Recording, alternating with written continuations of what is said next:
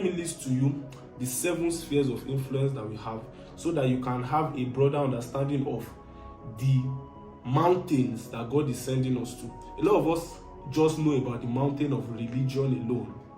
So if you are praying, if you are on fire, if you start consecrating your life unto God, a lot of people will just say, okay, this one probably become an apostle, become a prophet, a teacher. No, there are different spheres of influences that God is calling us to. Now, the first one, that God is calling us to family. Somebody like Mary, she was called to family because actually her womb was her purpose. Her purpose was to birth Jesus. That is how it is.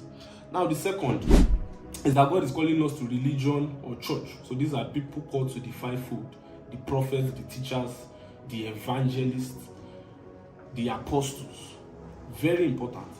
Now, the third thing is that God is calling us to government. Now, I was telling some of my people, how many times have you heard somebody say that I think God is calling me to be the governor of this state, or God is calling me to be the president of this country?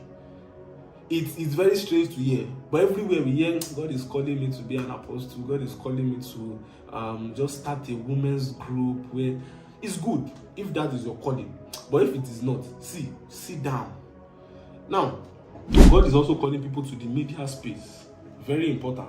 The gospel in these last days will not be only spread through physical gatherings alone. There are people that can communicate God in the media space, social media, different other medias like that. Now, God is also calling people to celebration. That's arts and entertainment. A point came in my life. A lot of people were advising me wrongly. They actually said, because if you know me personally, I'm a very funny person. You might not notice on the YouTube channel, but I'm a very funny person personally. So a lot of people advised me to become a comedian or something. I actually thought that maybe that was the way. At least a lot of people are making it in that space. But no, that is not the way.